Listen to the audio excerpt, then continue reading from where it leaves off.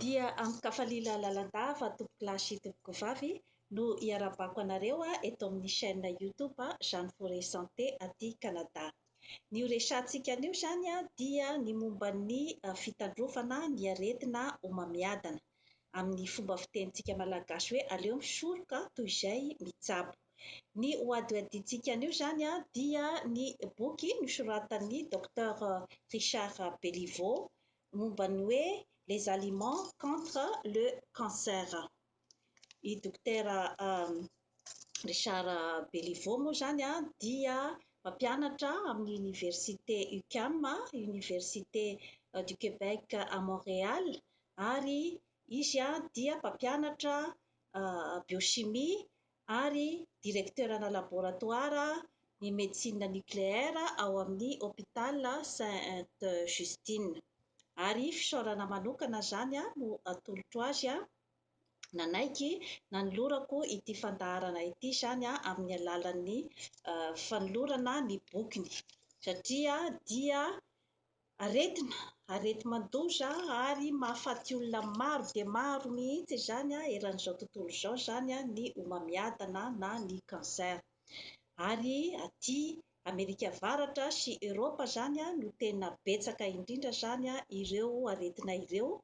ary ankehitriny dia efa manomboka mahazo zany ny tany andalam-pandrosoana, dia isan'izany koa zany Madagasikara ao anatin'izay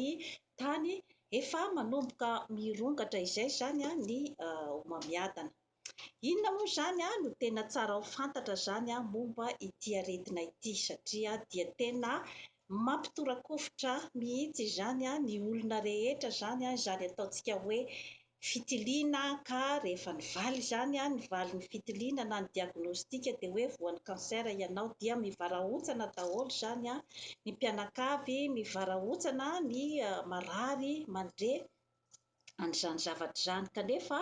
rehefa natao ny fikarohana zany amin'izao fotoana izao dia hitan'ny mpikaroka zany fa efa betsaka zany ny zavatra azo atao zany mba hisorohana an'io aretina io, satria taloha zany dia ohatran'ny hoe areti-mandoza izay tsy azo atao n'inona intsony mihitsy zany ny momba an'io, ka rehefa natao zany ny fikarohana dia hita fa amin'ny alalan'ny fisakafoanana ara-pahasalamana ara-dalàna, amin'ny alalan'ny fanaovana fanatanjahantena matetika eo amin'ny fiainana zany, ary amin'ny alalany koa zany ny fandaminana ny toe-tsaina koa zany ireo rehetra ireo zany raha ohatra ka ampidirinao ao anatin'ny ataontsika programam-piainanao zany ireo zavatra rehetra ireo dia kelikely kokoa zany ny ataontsika hoe angah hoe chance hitongavan'izany aretina atao hoe cancer izany na ny homamiadana amin'ny olona iray. Ny tsara ho fantatra moa zany hoe inona moa zany ny atao hoe homamiadana. Ny homamiadana zany dia aretina avy amin'ny ataontsika angambany hoe fivotosan'ny sela eo amin'ny toerana anankiray zany, satria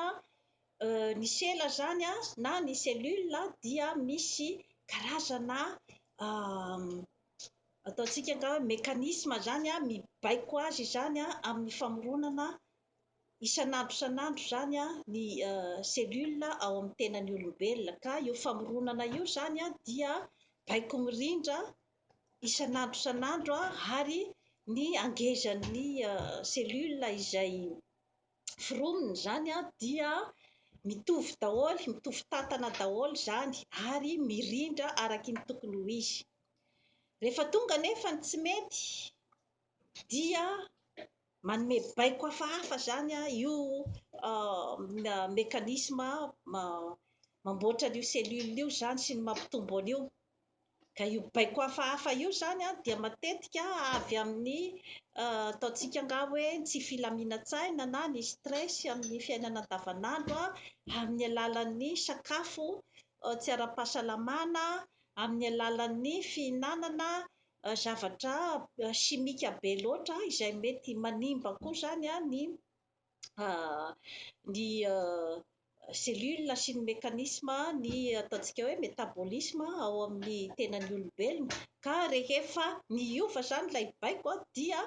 lasa mikorotana zany ny fanamboarana ilay cellule, dia misy izany manjary cellule ngeza be tsy mitovy amin'ny sasany intsony zany no vokarin'ilay ataontsika hoe machine famokarana ny cellule zany, dia tsy manaraka ny tokony ho izy intsony dia eo zany ilay misy ataontsika hoe fivotosana zany amin'ny toerana anankiray zany, ka amin'ny tenantsika olombelona ray manontolo zany dia mety misy an'io fivotosana io daholo, na any amin'ny vavony zany, na any amin'ny tsinahy, na any amin'ny ati-doha, na any amin'ny toerana rehetra rehetra zany amin'ny hoditra, dia afaka misy ny homamiadana daholo zany. Ka rehefa natao zany ny fikarohana dia azo sorohana zany izany zavatra izany amin'ny alalan'ny fijerevana akaiky dia akaiky izany ny antony mahatonga ny atao hoe homamiadana zany. Ka rehefa nanao ny fikarohana ohatra zao ny docteur Richard Beliveau, dia niaraky ny fahitany azy zany dia misy idirany betsaka dia betsaka koa zany ny fihinanana sakafo, fihinanana ny sakafo ara-pahasalamana, ary ny fialamboly, ny fahaizana miala voly mba hampitony ny saina, ary ny fanaovana fanatanjahantena matetika dia matetika zany mba hahafahana ny manary an'ireo zavatra malotoloto zany ao amin'ny tenantsika olombelona izay atao hoe toxine zany, dia tokony ho very zany amin'ny alalan'ny hatsembohana rehefa manao ny fampietseham-batana zany na ny fanatanjahantena. Marihana zany momba ity homamiadana ity, fa tsy araky ny eritreretintsika hoe voan'ny homamiadana rakoto na rabe dia hoe zavatra niforona teo eo izay aretin'izay, fa ny homamiadana dia zavatra efa niforona tany aloha be tany. Ohatra aty amin'ny 50 taona ohatra ny olona iray zany no hita fa misy homamiadana zany, dia mety zavatra efa tany amin'ny 20 taona tany zany dia efa nanomboka zany nitsiry zany io homamiadana io zany tao amin'ilay olona fa tsy fantany, ka eo zany no mampandrisika ny ataontsika ny hoe fitandrovana zany, fitandrovana ny fahasalamana zany amin'ny alalan'ny sakafo sy ny fanetseham-batana ary ny filaminan-tsaina zany. Tiako marihana manokana zany fa raha araky ny resaka zany nataoko tamin'ny docteur Beliveau zany dia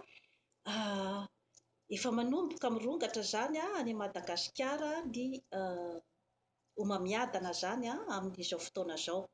ka raha araky ny fanazavany zany dia ny hoe efa manomboka zany maka an'ilay fomba fiainana aty amin'ny tany mandroso zany ny tany andalam-pandrosoana,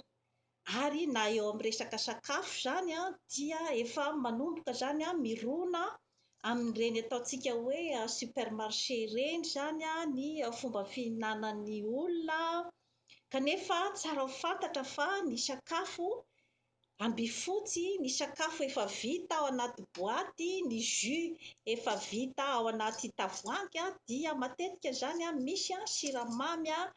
be dia be mihitsiny zany miompampana izay mety manimba ny fahasalamana. Misy koa zany ny sira izay ataony betsaka be koa zany hoentiny zany reny zavatra rehetra rehetra reny hitahirizana an'ilay sakafo. Dia ao koa zany ny ataontsika hoe jus, boisson gazeuse zany izay manimba koa zany ny fahasalamana, ary misy siramamy be dia be koa zany ao anatin'ireny jus ireny. Ka Izay no mila hitandremana betsaka zany satria tsy misy mahasolo ny zavatra sakafo naturel zany toy ny voankazo ny anana izay vidiana any an-tsena, ny vary ny zavatra izay andrahoana zany dia tsy misy mahasolo an'ireny satria voalohany indrindra aloha ianao ihany no manisy ny sira sy ny siramamy ao anatiny ao, izany hoe ianao zany afaka manisy tsara ny fatra ny zavatra rehetra izay ataonao ao. Ka ny sakafo ohatra zao hoe ny sakafo aziatika, ny sakafo méditerranéen, ireo zao dia karazana sakafo zany tena mahatsara fahasalamana ary misy ny recherche izay natao ohatra zao hoe vehivavy japonaise raha ohatra izy nifindra monina zany nandeha taty Amerika avaratra dia hita fa betsaka tamin'ireo vehivavy japonaise ireo zany no nanjary nisy ny cancer du sein na ny homamiadan'ny nono zany noho ny antony niova ny fomba fisakafoanana zany miala avy tany amin'ny tany nisy azy ary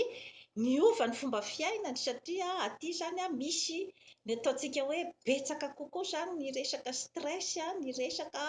izay manelingelina ny saina, tsinjovina daholo iry ny zavatra rehetra amin'ny fiainana andavanandro zany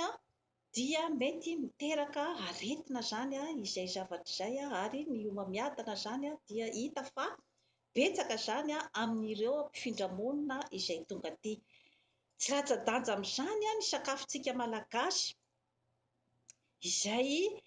ao anatin'ny ataontsika hoe reny ron'anana reny anie ro mazava reny anie zavatra tsara mahasalama anie reny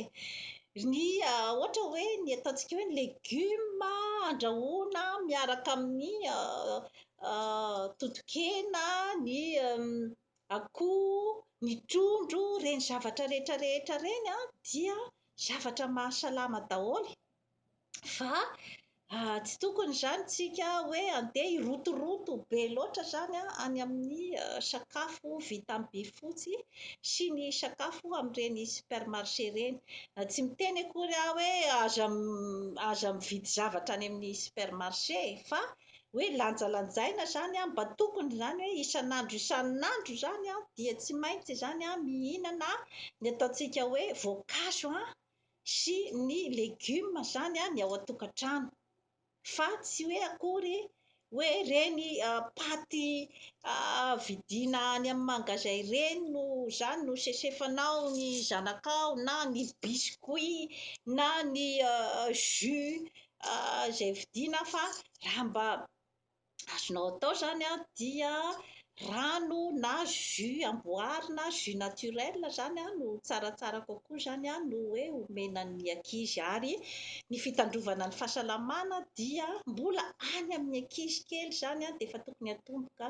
ny fitandrovana ny fahasalamana zany amin'ny alalan'ny sakafo ara-dalàna zany. Araky ny fikarohana izay nataon'ny docteur Richard Beliveau koa zany dia ny fiofoana sigara koa zany io koa zany dia tena isany mahatonga ny cancer ohatra hoe ny cancer-ny afokafoka zany na ny cancer du poumon zany ny homamiadan'ny afokafoka dia eo koa zany ny tsy fanaovana fanatanjahantena, eo ihany koa zany ny fahataviazana be loatra koa zany ilay tavy be loatra koa zany ao amin'ny tenan'ny olombelona koa zany iny koa zany dia mety misy risque be kokoa zany ny hivadika cancer zany ka tsara dia tsara zany mba mitazona ny poids ataontsika hoe poids normal zany a ny olombelona iray. Misy koa zany a ny ataontsika hoe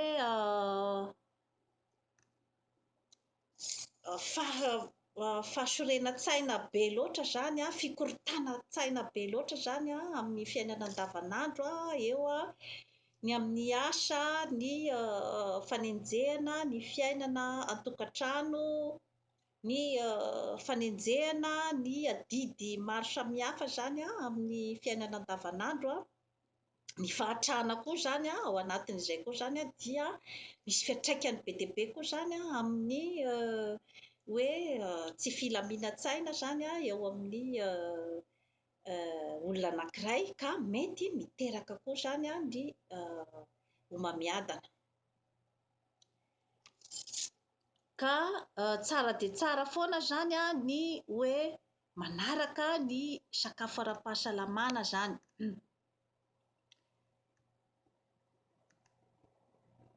Misy zany a ny ataontsika hoe homamiadana koa zany aloha hoe tena ilay karazan'ilay homamiadana mihitsy zany a no tsy sitrany ataontsika hoe na dia manao prévention zany a ny olona iray zany, dia misy zany a ny ataontsika hoe karazana homamiadana mahery vaika zany a, izay a misy olona efa mitandrina sakafo, manao ny rehetra rehetra mihitsy zany a, fa efa ohatra ataontsika hoe efa manaranaka ao aminy zany ilay aretina zany a, dia amin'izay fotoana izay a tsy misy zavatra firy azo atao zany, fa ny nefa izany akory tsy mandrara anao ny hoe hitandrina foana amin'ny sakafo zany, satria rehefa natao ny fikarohana zany a dia ny tena akamaroan'ny ataontsika hoe homamiadana zany a dia avy misy antony zany a, misy antony manokana ireo izay notanisaiko teo ireo a, dia ny tsy fihinanana sakafo ara-pahasalamana, dia ny tsy fanaovana fanetseham-batana ary ny fikorontanan-tsaina. Ka izay akory a tsy midika hoe inona akory anga fa rehefa maty dia maty e, ataoko kosa angamba fa tsy dia tsara loatra angamba ny ananana an'izay karazana toe-tsaina izay zany a, ny hoe tonga dia efa manaiky ho resy, fa tokony mba miady foana zany ianao a amin'ny hoe mba hanananao fiainana tsaratsara kokoa zany a, mba lava andro hiainana zany. Ankoatrin'ny fifohana sigara zany a, dia misy koa zany a ny fisotroana toaka koa, dia ao anatin'ny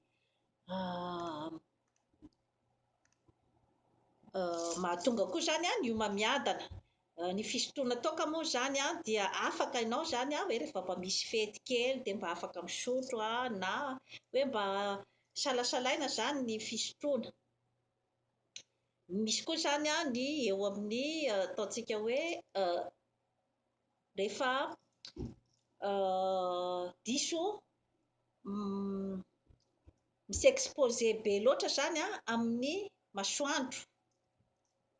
dia mety koa zany a miteraka homamiadan'ny hoditra zany io, ka tsaratsara kokoa zany a rehefa amin'ny tany mafana dia manao satroka. Misy moa zany a ny vehivavy a mitondra elo izy a rehefa mafana be loatra ny andro, tsy misy maharatsy an'izay. Ny tsy fanaovana fanetseham-batana, izay koa zany a dia mety miteraka homamiadana koa. Ny tsy fahampian'ny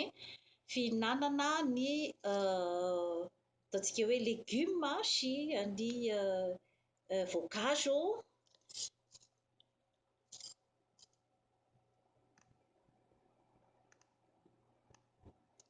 ireny fihinanana hanina ambifotsy be loatra. Eo koa zany a ny viande rouge, zany hoe ny henan'omby zany, io koa zany a dia salasalaina ny fihinanana azy, ohatra hoe indray isan-kerinandro, satria io a no tena mahatonga zany ny ataontsika hoe cancer du côlon na ny homamiadana ao amin'ny tsinay. Ny sira koa zany dia tsy tokony atao betsaka loatra. Eo koa zany ny ataontsika hoe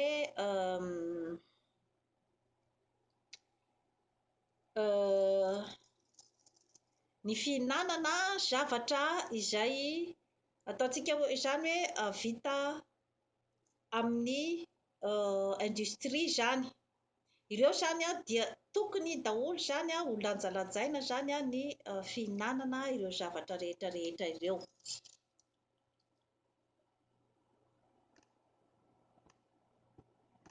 Rehefa natao zany ny fikarohana zany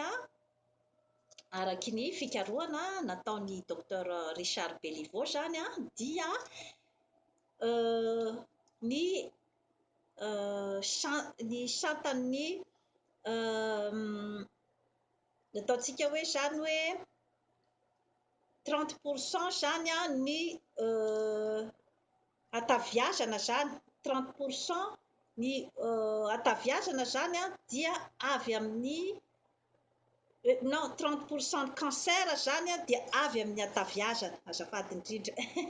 fa somary amin'ny teny gasy zany ny terme scientifique zany somary misy tsy de voadikako zany amin'ny teny gasy fa miezaka foana zany. Zany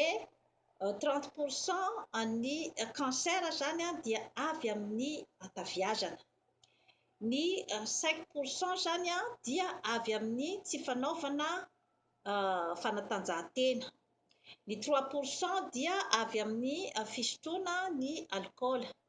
Ny 1% dia avy amin'ny fihinanana sira be loatra. Ny 2% dia avy amin'ny masoandro. Ny antony manaranaka zany hoe ny facteur héréditaire zany ao amin'ny cancer zany dia 5%. Ny cancer avy amin'ny ataontsika hoe fery na ny infection zany ao amin'ny tenan'ny olombelona zany dia 5%. Ny cancer izay azo avy any am-boka zany dia 5%. Ny ataontsika hoe cancer avy amin'ny statut socio-économique zany hoe na ny fahatrana be loatra zany na ny ataontsika koa zany ny hoe diso fihinanana zavatra be loatra tsy voalanjalanja zany dia eo amin'ny 3%. Ny cancer koa zany azo avy amin'ny fitaovam-pananana dia eo amin'ny 3%. Ny cancer azo avy amin'ny falotoan'ny tontolo iainana na ny pollution zany dia 2%. Ary ny cancer azo avy amin'ny fihinanana fanafody dia 1%. Ary ny fifohana sigara zany dia 30%. Ka rehefa ataontsika zany ny famidinana dia ny betsaka indrindra zany dia ny avy amin'ny fihinanana sakafo tsy ara-pahasalamana ary avy amin'ny fifohana sigara. Ireo zany no tena lesoka goavana indrindra zany izay mety mahatonga ny homamiadana zany amin'ny olombelona. Inona sy inona daholo zany ny sakafo izay ampirisihana zany ny fihinanana azy zany mba hitandrovana ny ataontsika hoe ny aretina homamiadana zany. Dia voalohany indrindra zany dia ny tongolo lay. Eo koa zany ny tongolo maitso izay tsara dia tsara mihitsy zany amin'ny fitandrovana ny homamiadana. Eo koa ny tongolo gros oignon. Misy koa zany ny voasary, ny voasary mandarinina izay tsara dia tsara tokoa zany. Efa betsaka zany ny fikarohana izay nahitana fa Ny vehivavy izay mihinana mandarinina matetika zany dia mihena zany ny risika azahoany ny ataontsika hoe cancer zany. Ny voatabia izay tsara dia tsara tokoa ny hihinanana azy eo koa zany ny curcuma amintsika malagasy atao hoe tamotamo. Eo koa zany ny ataontsika hoe voanjo na ireny ataontsika hoe noix reny zany.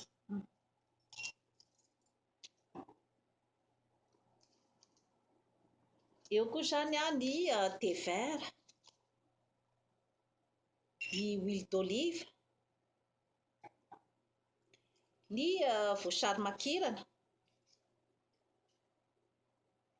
ny kafe, izany hoe lanjalanjaina ny fisotroana kafe fa tsy hoe atao betsaka loatra akory, fa satria raha betsaka loatra koa dia mety koa zany misy fiantraikany koa zany any amin'ny areti-po na ny maladie cardiovasculaire, fa lanjalanjaina zany ny fisotroana ny kafe fa isan'ny fiarovana koa zany amin'ny homamiadana zany. Dia ny voamaina ohatra hoe ny tsiasisa izay tsara dia tsara tokoa zany amin'ny fiarovana ny amin'ny homamiadana zany. Eo koa zany ny ataontsika hoe chocolat noir izay tsara dia tsara tokoa zany ho an'ny taofa zany amin'ny fitandrovana ny homamiadana. Dia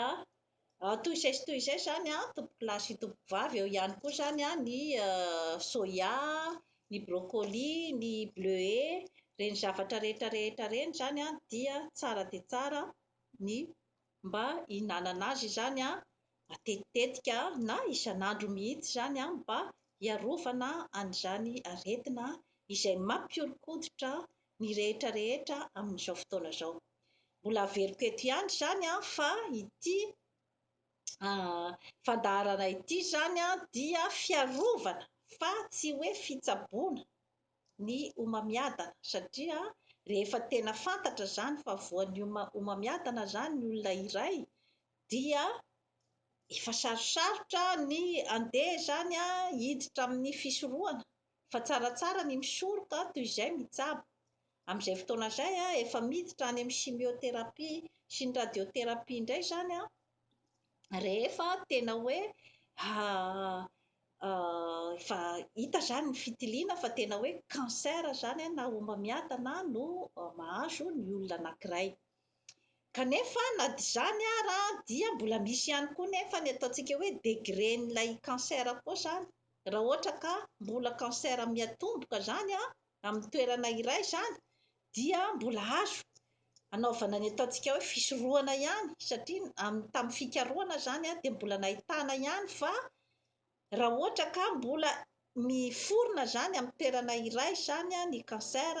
dia mbola afaka foana zany ny miady amin'ny alalan'ny sakafo sy ny fanovana ny fomba fiainana zany. Fa rehefa miparitaka zany na ataontsika hoe tonga any amin'ny ataontsika hoe métastase zany,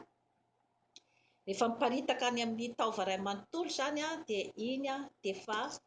tsisy n'inona azo atao intsony angamba fa dia ny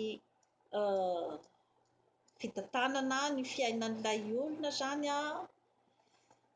mandra-pahafatiny zany no azo atao zany amin'ny alalan'ny chimiothérapie sy ny radiothérapie zany. Ka toy izay sy toy izay zany ny fandaharana izay azo natolotra anareo androany, ka mbola mamerina foana zany ny tenako fa aleo misoroka toy izay mitsabo. Ary ny resaka fahasalamana dia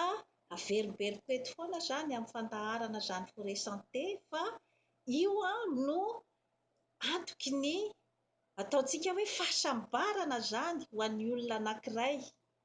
antoky ny fahombiazana zany amin'ny zavatra rehetra izay atao, satria raha ohatra ianao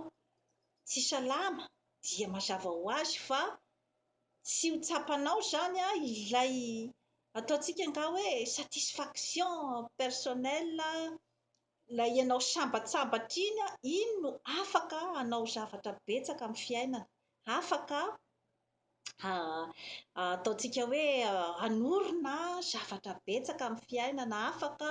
hiasa mafy araka ny tokony ho izy hiay ny fianakavianao sy ny manodidina anao, ary indrindra indrindra koa izany ny fiahiana ny tanindrazana. Ka betsaka izany ny manao ambanin-javatra ny ataontsika hoe fahasalamana, fa